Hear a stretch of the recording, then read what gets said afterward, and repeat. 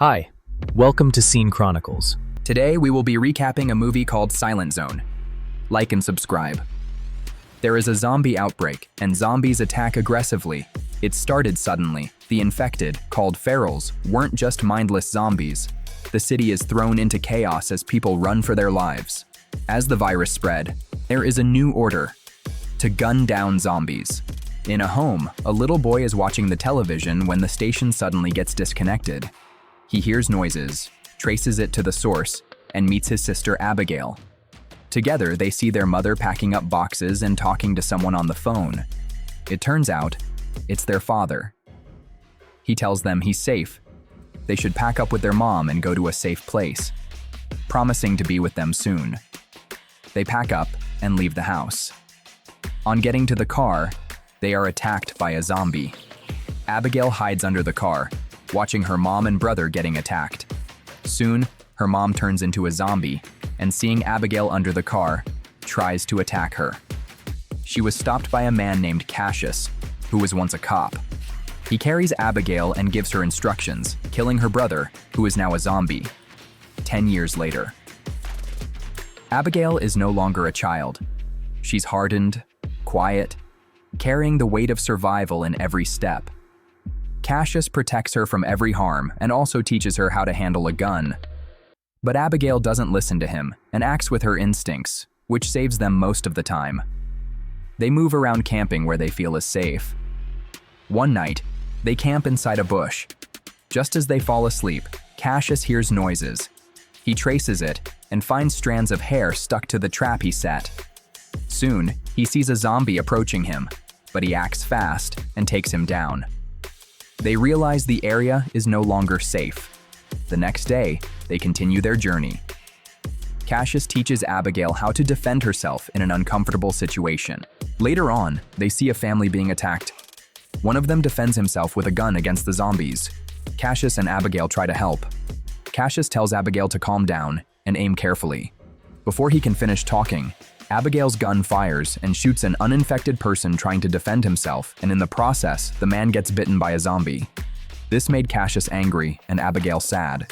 Cassius shoots and kills the zombie, rushes to the man, and finds out he's about to turn. Cassius apologizes to him and kills him, taking his shoes. Soon, they are surrounded by a group of other survivors who think Cassius and Abigail murdered the family. They tried to explain, but were disarmed and told to shut up. Cassius and Abigail act fast, taking the gun to their advantage. In the process, Megan, a pregnant woman, comes out and tries to calm the situation. She tells them they are travelers going to a safe place and avoiding the zombies as well. Cassius warns them that the area will soon be surrounded and they need to move fast to avoid being caught up by the zombies. But just then, a swarm of zombies surrounds them, attacking them fiercely. They try to defend themselves, but soon get overpowered. Cassius and Abigail stick together, watching each other's backs. They found a way and escaped in a car with the couple who are now the only survivors among the crew. On their way, Cassius gets mad at the two couples for traveling with the woman's condition. He says it's too dangerous, and they can't travel together as they are wanderers and don't want anybody else on their team. The couple speaks of a place, a colony, somewhere safe, somewhere beyond the ruins, where people are rebuilding. At first, Cassius doesn't believe them, because to him, safe places don't exist anymore. But Abigail wants to try. She wants to believe. Soon, their car stops running. The two men check what the problem could be. David, Megan's husband, tries to initiate a conversation with Cassius but gets ignored. They get to a building, and Cassius suggests they spend the night. The couple offers them some food, which they refuse, saying they are careful with what they eat ever since the infection. David thanks Cassius for saving them, but gets a cold answer in return. Abigail, seeing the awkward response from Cassius, engages in a conversation with the couple to clear the atmosphere. Cassius tells them they need to set out the next morning and also be on alert, as the zombies can trace and find them at any moment. Using a map, he describes their location, explaining that they are not far from where the zombies are, but the distance can cover them for the night. And true to his words, the zombies were tracing them. Cassius is seen throwing a ball in the abandoned courtyard. Abigail tells him they need to help the couple and carry them along. And since they said there is a safe place called the colony, they should help them get there and also rest from walking around. But Cassius tells her he doesn't want to carry anybody along again, especially considering that some people they carried along some time ago have all died. He tells her they should stick together alone, warning her that people could be dangerous and not to be trusted. Abigail doesn't like his idea. She tells him he's going to give them some guns, at least for protection, so that she can have peace of mind. But Cassius flares up, telling her she doesn't listen to him and likes acting on her own. He blames her for the death of the man she shot earlier that day because she didn't listen to him. Abigail leaves angrily, offering to keep watch for the night. Cassius sets traps outside the building to keep them safe and also alerts them if anything should happen. Inside the building, Megan is fast asleep while her husband sits and watches her. He tries to send a signal to whoever might hear, but gets no response. He walks up to Cassius and tries to initiate another conversation again, but is brutally ignored. Seeing his efforts being in vain, he walks back to his chair. And just then, Cassius turns to look at him. He gets a chair and sits beside him. They have a conversation, and David tells him he's trying his best to protect Megan and the unborn child. He tells him Megan convinced the crew who were attacked earlier that they would get to the colony, and they were actually on their way there before the attack. He says Megan feels guilty for what happened, but he's thankful they were able to survive. Cassius tells him he and Abigail have been travelers for a very long time, and he always has a plan when there seems to be no way out, which is his bullet. The laugh and their conversation become friendly. Cassius tells him they will help them get to the colony. The next day, while Abigail was keeping watch, she heard noises. She goes to check the situation and is attacked by a zombie. She acts fast and takes the zombie down. Another zombie runs towards her, and she runs for her life. Just as the zombie was about to get to her, she ducked down, and the zombie fell off the building. She was immediately pulled up by Cassius, who told her the area was surrounded and they needed to leave the place as soon as possible before other zombies arrived. Again, they set out on their journey. They hear a sound, and it turns out the zombies traced them to the building where they spent the night. One of the zombies fell into the trap that Cassius had set the night before and was blown to pieces. That's when other zombies realize the place is a danger zone. Cassius gets to a place where they see a dead family in a car. Abigail and David enter the building to search for items that could be of assistance to them. They were able to get 2 cans of coffee. Cassius checks the boot of the car in front of them, and they find a wheelchair that was used to carry the pregnant woman. While continuing their journey to find the colony, Cassius and David become close and talk to each other on their way. At some point, the team members argue about what to do. Cassius suggests they continue walking until they reach the colony, while others disagree, saying it will take them 2 days to get to the colony, and they can't keep walking for 2 days. Abigail suggests they go to the airport where her family usually visits when she was small. They might see a plane lying somewhere. But Cassius tells her that it's been years since the outbreak, and there is every possibility the plane might not be there. They cast a vote, and the others win against Cassius. They set out to find the plane. However, upon arrival, the place was empty. Cassius becomes angry, and this pisses David off. The 2 men face each other, about to fight. Just then, Abigail looks ahead and recognizes an old house. They reach a locked door, and just as Abigail opens it, they see an aircraft and are happy. They notice the plane needs repairs. David offers to fix it while Cassius and Abigail stand guard. Meanwhile, David and Megan share a quiet moment, talking about the name for their unborn child. For the first time in a while, the tension eases, and the couple manages to smile. But then, David gets pricked by something. Suddenly, anger flashes across his face, and he slams his hand against the plane. Megan is startled by his strange reaction, but she quickly helps him bandage the wound. Cassius scans the horizon through his binoculars and spots zombies approaching. He and Abigail rush back to warn the couple. David insists he needs more time to repair the plane, but they urge him to hurry. They're running out of time. Finally, they take off, with a horde of zombies chasing after them. Luckily, they escape, relieved to have survived yet another attack. But soon, the plane malfunctions and crashes.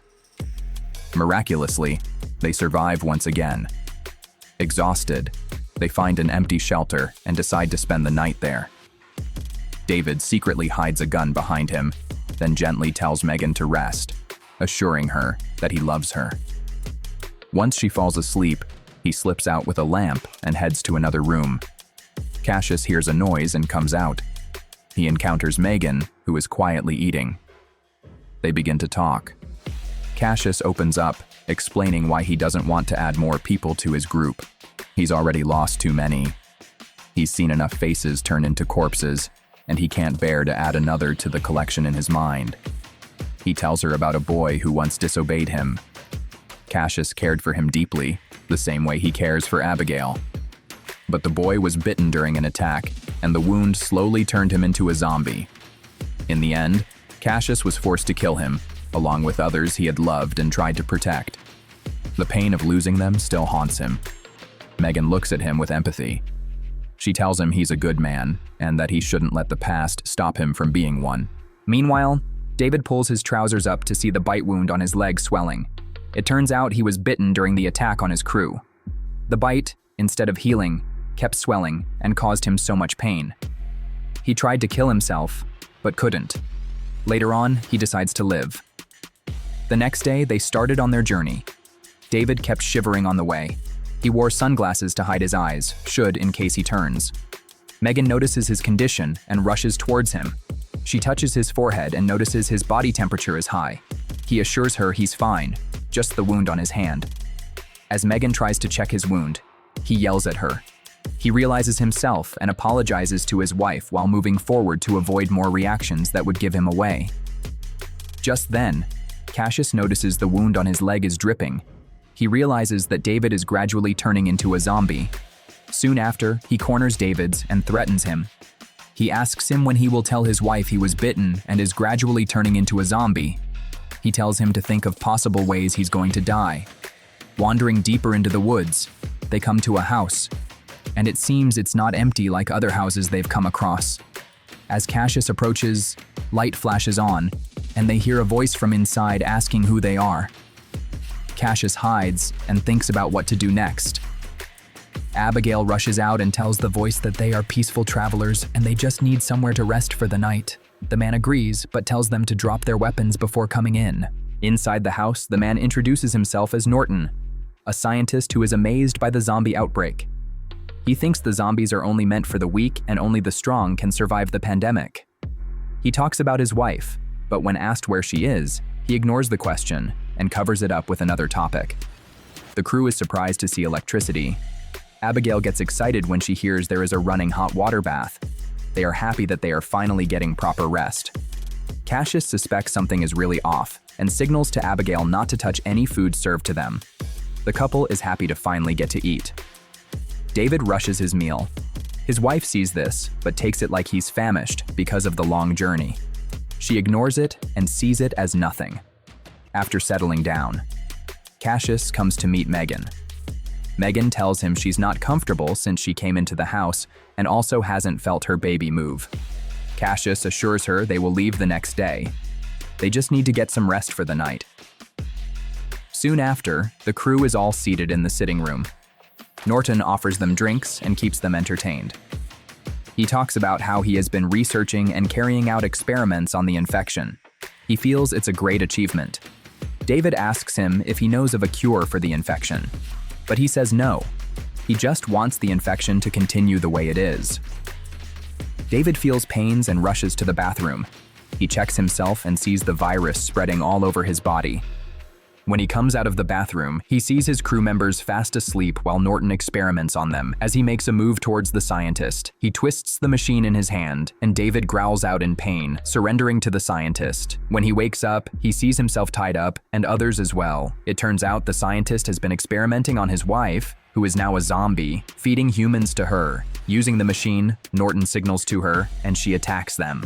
David breaks free and stops her. He frees others, and together, they escape. Taking the scientist's car. With what happened there, Megan realizes her husband is infected. The crew gets close to the colony, but a log of wood blocks the road. The area is filled with zombies. David bids his wife farewell, offering to stay back and buy them some time to get to the colony. As the crew runs towards the colony, Megan goes into labor. Cassius carries her, and they run along. David fights off other zombies, but he soon transforms and gets his neck twisted. When they get to the colony, Abigail shouts for help. This gets the attention of the survivors on the other side. They shoot down the zombies running after them and help them cross over. If you find the story interesting, drop a like and comment. Don't forget to subscribe to my channel.